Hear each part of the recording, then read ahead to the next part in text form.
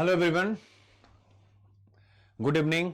Welcome to let's crack UPSC CSC Hindi. मैं सुनील अभिव्यक्ति दिल्ली मुखर्जी नगर से आप सबका स्वागत करता हूं।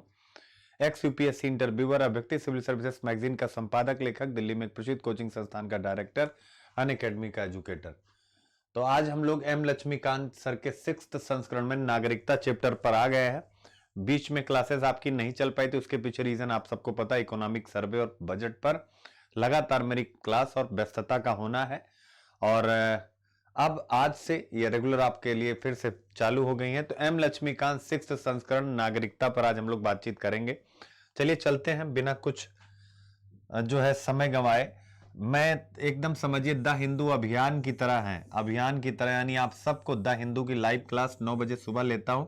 जब भी आपको मौका मिले आप इसको जरूर देखिएगा, क्योंकि चाहे आप 2021 में देना चाहते हैं, आप 22 में, 23 में जब भी देना चाहते हैं, हिंदू के बगैर काम नहीं चलेगा।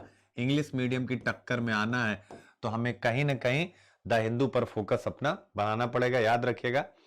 इसके अलावा हिंदी मीडियम क्यों पढ़ें, इस पर मैं आप लोगों को और अच्छी रणनीति बताऊंगा अगले 9 फरवरी को। याद रखिएगा 9 फरवरी को, चूंकि बजट के कारण, सर्वे के कारण ये पिछले संडे में नहीं करा पाया। और नोट्स हिंदू के कैसे बनाए जाएं जिससे जो बच्चे 2021-22 में देने वाले हैं तो वो अभी से इस पर प्रैक्टिस कर ले। याद रखिएगा अभी से इस पर प्रैक्टिस वो करें, यानी नोट्स अभी से बनाना शुरू कर दें। तो आप देख सकते हैं ये हमारा प्लस प्लेटफॉर्म, जिसमें ढेर सारे एजुकेटर, याद रखिएगा, और इन ढेर सारे एजुकेटर्स में से एक मैं भी। और हमारा प्लस प्लेटफॉर्म, जिस प्रकार से आप ऑफलाइन कोचिंग की संकल्पना करते हैं उसी प्रकार से ये ऑनलाइन कोचिंग का प्लेटफॉर्म है, जिसमें आप देख सकते हैं 1 वर्ष और 2 वर्ष के एनरोलमेंट के लिए आपके पास सारे मतलब ऑफर हैं। 36,000 में आप 1 साल का कर सकते हैं और 57,600 में 2 साल का आप एडमिशन ले सकते हैं। पर एसके लाइव कोड, यानी जब आप एडमिशन लेने जाएंगे हमारे अनअकैडमी प्लस ऐप को डाउनलोड करके, तो वहां से आपको एसके लाइव कोड, मतलब एक रेफरल कोड मांगेगा। अगर आप एसके लाइव कोड का इस्तेमाल करते हैं तो स्वाभाविक है आपको एक बड़ा डिस्काउंट, यानी 10% का डिस्काउंट मिलेगा। तब ये फीस इतनी होगी, अदरवाइज 40,000 है और 60,000 है। तो आप लोग जुड़िए, और क्यों एडमिशन लीजिए, क्यों आप 2 साल का लीजिए, तो आपके सामने 15 फरवरी, याद रखिएगा, एक बैच में प्रारंभ करने जा रहा हूं। याद रखिएगा 2021-2022 इसका बेस है, और फाउंडेशन बैच है, बिल्कुल जीरो से स्टार्ट होगा ये बैच। और एक एक चीज इस पर लेकर के चलूंगा। बिगिनर्स जो 2020, 21, 22, 23 में करना चाहते हैं तो वो सभी लोग इस बैच में जुड़ सकते हैं, उन सबका स्वागत करता हूं। और इसके अलावा यानी जो लोग वर्ष 2020 क्लियर करना चाहते तो उनके लिए प्रीलिम्स टॉप 50 चैप्टर आधारित बैच मेरे पास है, आप आकर के मुझसे जुड़ सकते हैं। और जैसे ही प्रीलिम्स खत्म होगा फिर मेंस में आंसर राइटिंग, मेंस में क्या है, आंसर राइटिंग, चारों जीएस का पेपर, ऐसे ये सारा आपके पास अवेलेबल है। तो आप क्या करेंगे, बेहतर ढंग से चीजों को आगे बढ़ा सकते हैं, तैयारी कर सकते हैं मेरे साथ। इसके अलावा हिंदी साहित्य का बैच, नया बैच प्रारंभ हो रहा है, आप आकर के ज्वाइन करें और आपकी क्लासेस यहां से चल पड़ेंगी। याद रखिएगा हिंदी साहित्य। और ये हो गया आपका कॉन्टैक्ट नंबर, आप यहां पे कॉन्टैक्ट करके और सारी जानकारी ले सकते हैं। चलिए स्टार्ट करते हैं। एम लक्ष्मीकांत सर, आपका 6th संस्करण। तो ये टोटल फैक्चुअल है, याद रखिएगा, पर जानना महत्वपूर्ण है, क्योंकि सिटीजनशिप अमेंडमेंट एक्ट, जिसे सीएए कहते हैं, उसको लेकर के वर्तमान में काफी विवाद, काफी चर्चा। तो अब उस पृष्ठभूमि में नागरिकता यूपीएससी के लिए बहुत महत्वपूर्ण हो गया है, फॉर प्रीलिम्स, फॉर मेंस, दोनों के लिए। तो आइए चलते हैं, पहले एक बार जो जो फैक्ट्स हैं उनकी तरफ एक यात्रा कर लेते हैं। जैसे देखें, फैक्ट एंड कॉन्सेप्ट, हमारी पढ़ाई की रणनीति क्या है, और उसके बाद use in pre and mains है। तो अब आप देख सकते हैं किसी अन्य आधुनिक राज्य की तरह, यानी अब यहां से टॉपिक आपका नागरिकता स्टार्ट हो रहा है कि भाई जैसे क्या होता है कि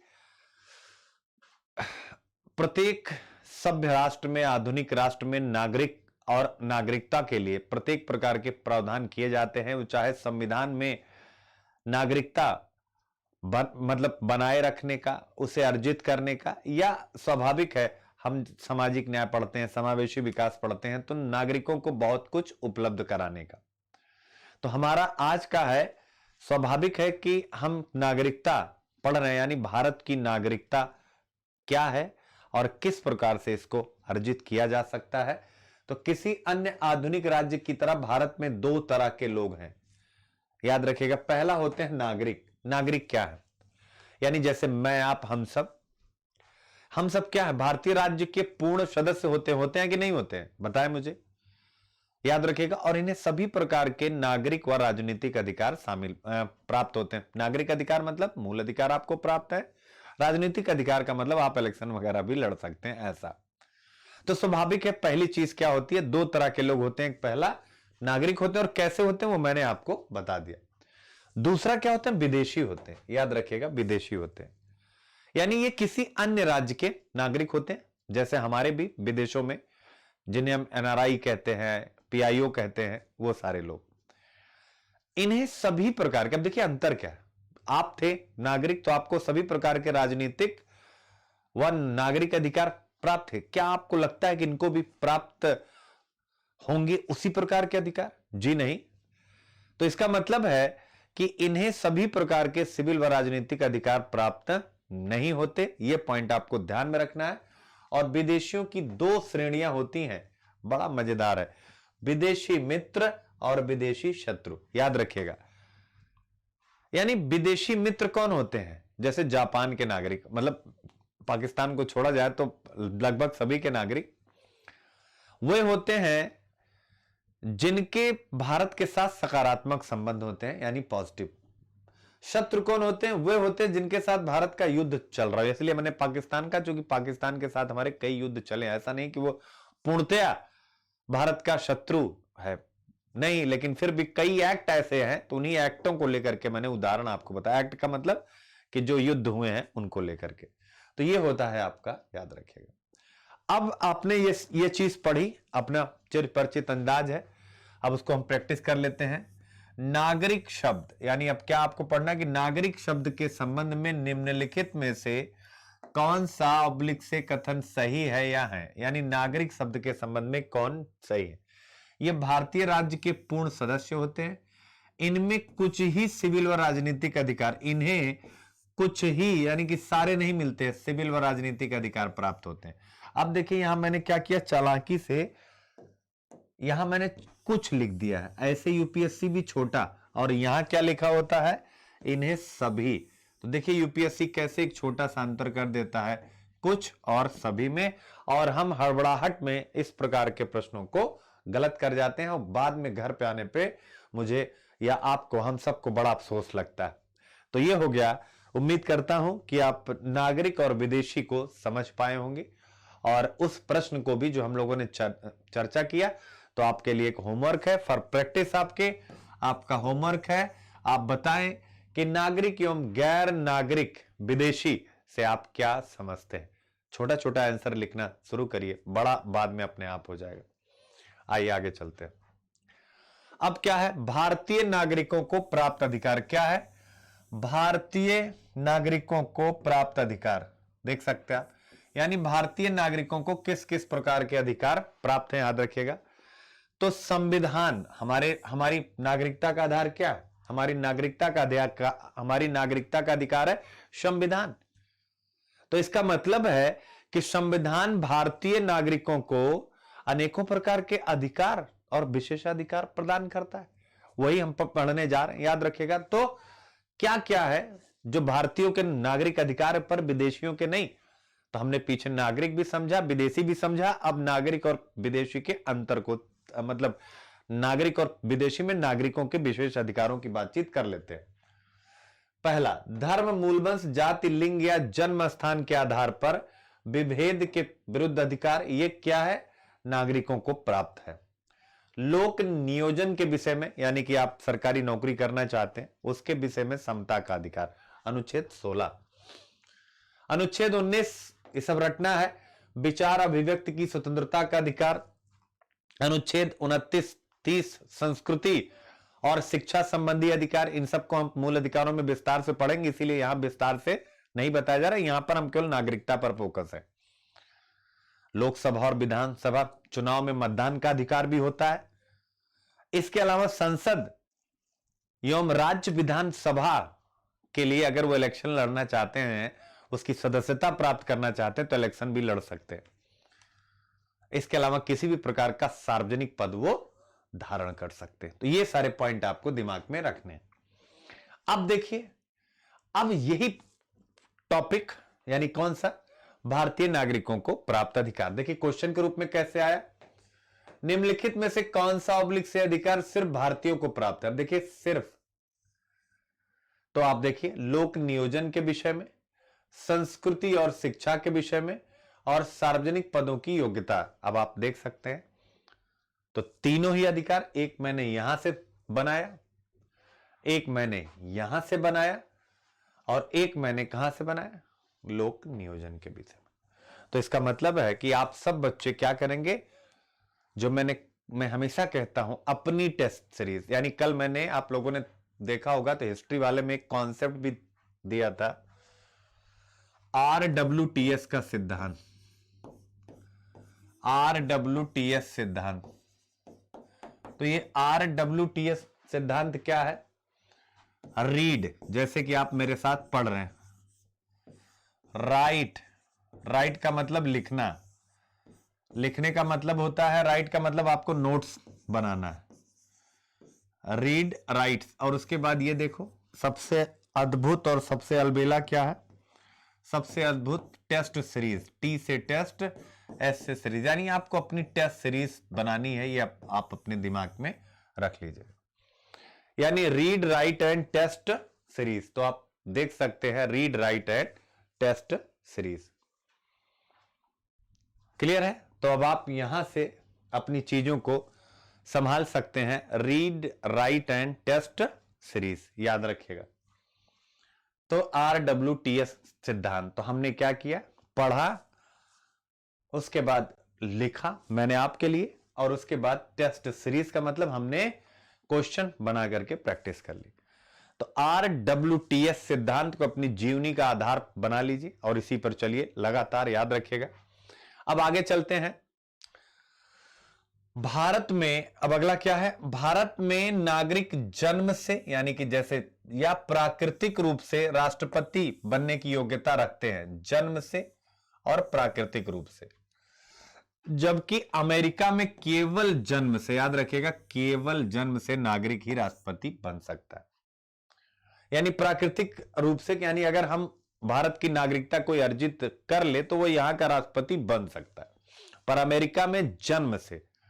अब ये पॉइंट आपको ध्यान में रखना है, ये यूपीएससी में कभी भी प्रीलिम्स में टपक सकता है, आप जरा चेक करिएगा कि टपका हुआ है, यानी ये आ चुका है। प्राकृतिक यानी कि अगर आप भारत की नागरिकता आपके पास है तो आप यहां के राष्ट्रपति बन सकते हैं, याद रखिएगा। तो ये आपका कॉन्सेप्ट आता है। अब आगे क्या चल रहा है, निम्नलिखित में से कौन सा ऑब्लिक से कथन सही है, यह है भारत में केवल जन्म से नागरिक ही राष्ट्रपति बन सकता है, अमेरिका में नागरिक जन्म से या प्राकृतिक रूप से राष्ट्रपति बनने की योग्यता रखता है। अब देखो क्या किया मैंने, टेस्ट सीरीज, RWTS सिद्धांत, क्या किया मैंने, यूपीएससी मेरे प्यारे बच्चों एक काम करता है, और वो मैं इसको आप लोग कॉपी में अपने लिख लीजिएगा, वो मोटा हेर फेर करता है। क्या करता है, वो मोटा हेर फेर करता है। वो क्या करता है, यहां की चीज वहां, वहां की चीज यहां। तो मैंने देखिए टेस्ट सीरीज, जो अपना कॉन्सेप्ट यानी टेस्ट सीरीज आपको कराने के लिए मैंने क्या किया, देखिएगा भारत में नागरिक जन्म या प्राकृतिक रूप से राष्ट्रपति बनने की योग्यता रखता है, मैंने इसको यहां डाल दिया, और अमेरिका में केवल जन्म से, इसको हमने यहां डाल दिया, मतलब उल्टा कर दिया गया। तो आप देख सकते हैं यूपीएससी ऐसे ही मोटे हेरफेर करता है, तो आपको सतर्क रहना है। अब आइए देखें संवैधानिक उपबंध, यानी कि संविधान में नागरिकता की एक सामान्य समझ बनाने के पश्चात अब आइए देखें कि संवैधानिक उपबंध यानी किस प्रकार से नागरिकता संविधान में दी गई है। तो प्यारे बच्चों सबसे पहले भाग 2 अनुच्छेद 5 से 11 याद रखिएगा। तो संवैधानिक उपबंध भाग 2 अनुच्छेद 5 से 11, याद रखिए क्या है, अनुच्छेद 5 से 11 में संविधान में नागरिकता के बारे में प्रावधान, और भाग 2, तो भाग 1, भाग 2, भाग 3, ये जितना आता जाए आप याद करते जाइएगा, उस सुमेलित करने के लिए आपसे पूछ सकता है। तो 5 से 11 तक में नागरिकता के बारे में चर्चा की गई है, याद रखिएगा। यानी कि और स्वाभाविक है, इसमें क्या है, बहुत ज्यादा विस्तृत रूप से नागरिकता के बारे में नहीं है। यह केवल उन लोगों की पहचान करता है, यह केवल उन लोगों की पहचान करता है जो संविधान लागू होने के समय 26 जनवरी 1950, डेट याद रखिएगा, 26 जनवरी 1949 नहीं, 26 जनवरी 1950 भारत के नागरिक बने। इसमें ना तो नागरिकता लेने की और या नागरिकता जाने की, ना अधिग्रहण की और ना ही हानि की चर्चा है। यह पॉइंट याद रखिएगा। अब देखिए क्वेश्चन, भारतीय संविधान के किस भाग में नागरिकता के संबंध में प्रावधानों पर चर्चा की गई है? भाग 1, भाग 2, भाग 3, भाग 4। तो आपका देखिए RWTS सिद्धांत, आज तो याद करा के ही छोड़ूंगा, RWTS का सिद्धांत याद रखेगा। फिर अगला क्या, संसद का अधिकार। अब संविधान में तो प्रावधान है नहीं कि कैसे ली जाए और कैसे मतलब लोग अपनी नागरिकता खो देते हैं। तो अब संसद यहां पर एंट्री मारेगा, व्यवस्था तो करनी पड़ेगी। तो संसद, यह मतलब कि संसद, संविधान मतलब संविधान संसद को इस बात का अधिकार देता है कि वह नागरिकता से संबंधित मामलों की व्याख्या करने के लिए कानूनों का निर्माण करे। तो संसद याद रखिएगा। इसी पृष्ठभूमि में संसद ने नागरिकता अधिनियम 1955 को लागू किया, जिसका 57 में, 60 में, 85 में, 86 में, 92 में, 2003, 2005 और 2015 में संशोधन किया गया। तो ये देखिए पीटी का क्वेश्चन है, ये भी पूछ लेता है कितनी बार संशोधन किया, गिन लीजिएगा। लागू एक बार हुआ, 1, 2, 3, 4, 5, 6, 7, 8। तो ये सारी छोटी छोटी चीजें, इसी को बोलते हैं स्मार्ट वर्क। निम्नलिखित में से अब देखिए क्वेश्चन बना दिया गया, कौन सा से कथन सही है?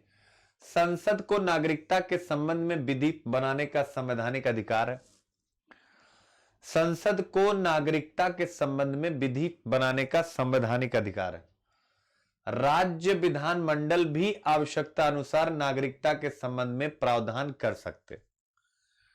क्लियर है? तो आप देख सकते हैं, आपको इस प्रश्न का उत्तर इसी में छुपा हुआ। फिर इसके बाद संविधान निर्माण के उपरांत यानी 26 जनवरी 1950 संविधान के अनुसार 4 श्रेणियों के लोग, देखिए याद कर लीजिएगा, 4 श्रेणियों के लोग भारत के नागरिक बने। पहला, एक व्यक्ति जो भारत का मूल निवासी है, और याद रखिएगा 3 शर्तें हैं, 3 में से कोई एक शर्त पूरी करता हो। ये शर्तें क्या? 3 में से एक, यानी मूल निवासी तो है ही है, लेकिन 3 शर्तों के साथ।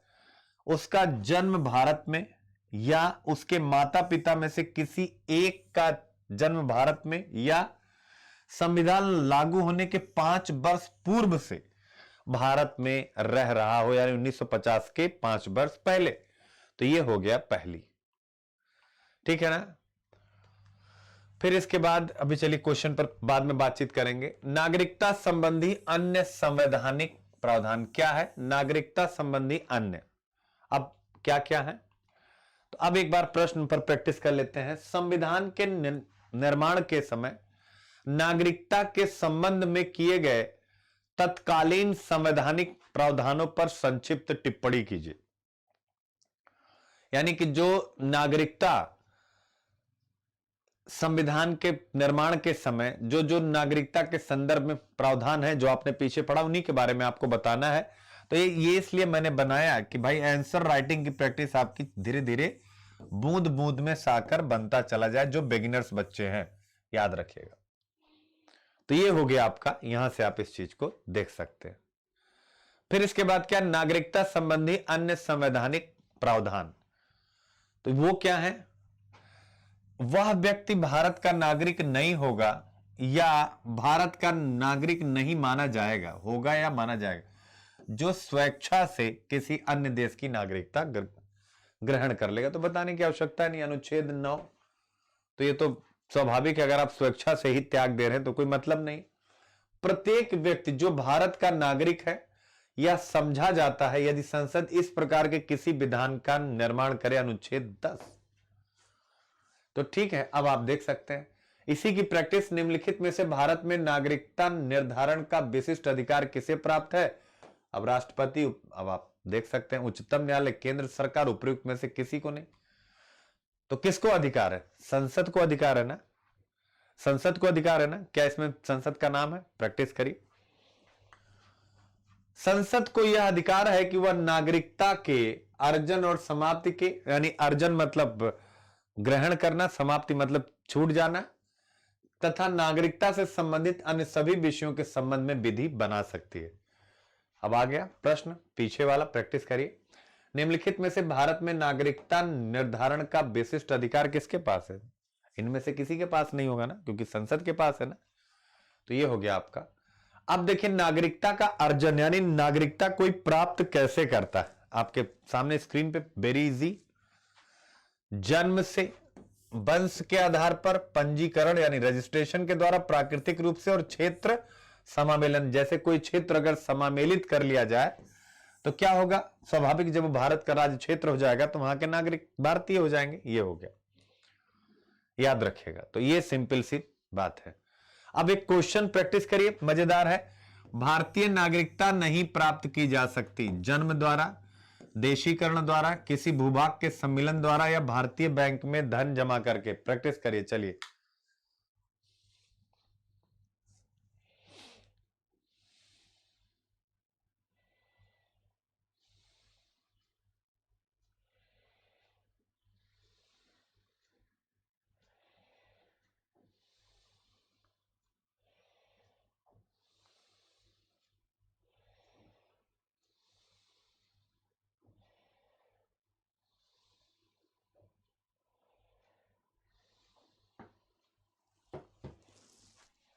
ठीक है, तो ये हो गया आपका।